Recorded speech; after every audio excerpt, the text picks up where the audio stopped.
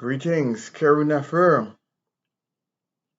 Kabadigani, bienvenue, bonsoir.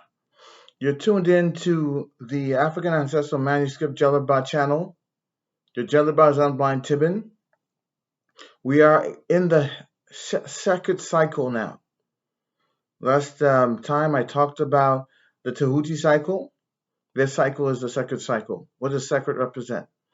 Whereas Tahuti represents the Word of God, divine wisdom, omniscience, second represents omnipotence, the power of God.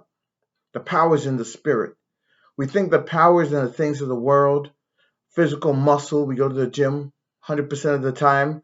We build ourselves up like Arnold Schwarzenegger, like a brick house, and we think that's power. But the real power is within your spirit. The way in which Neter gets things created is not the physical plane. It's the plane of spirit.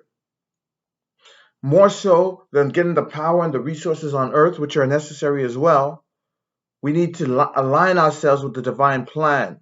And then we will see that we have this omnipotence that manifests itself.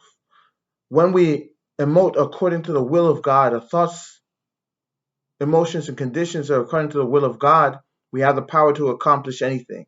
So it's like when we have a minor power plant or electric device, and we just have that little power circulating. And the power of God is the main. So we plug it into the mains and we become omnipotent. So we need to realize that the true power of God is in deep meditation, contemplation, intuiting that divine plan, that divine wisdom, the Word of God, and living according to our destiny. And then we become unstoppable because what we're doing and what we're manifesting is according to the laws of our divinity, according to our destiny, and needs to be accomplished on earth.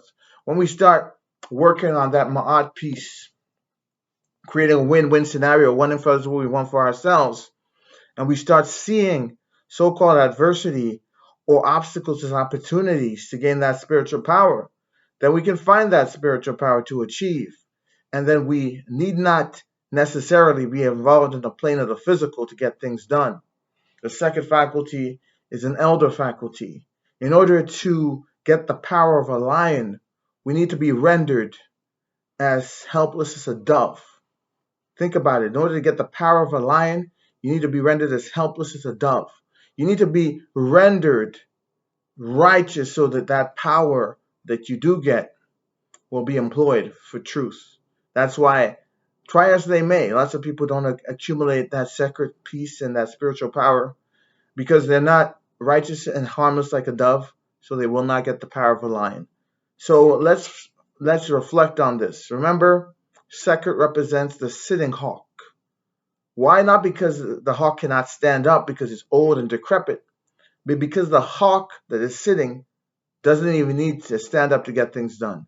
He's accumulated the spiritual wherewithal, just like the elders, to do things without being involved in the physical plane.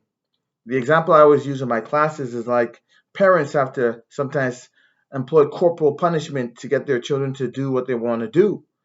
But then the grandparents lots of times have accumulated so much wisdom that they can do it by just sitting down and making things happen that way. So we need to reflect and go into deep meditation to accumulate the power, the spiritual power, and know that that spiritual power is not for us to do wicked things or what we will for our ego, but it's for us to act as vehicles to the manifestation of Nebuchadnezzar on earth, to the manifestation of Neter, and the will to be manifested of God on earth.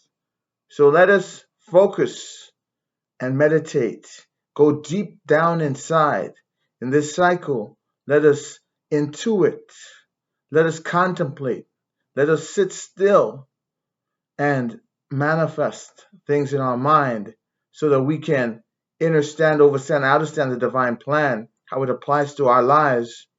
And instead of moving like a headless chicken and doing all types of things which add up to nothing, going along with the divine plan and ascertaining that we are omnipotent because we're moving with the Neter and Nebuchadnezzar, and we're accomplishing what we are predestined according to our destiny to accomplish on earth.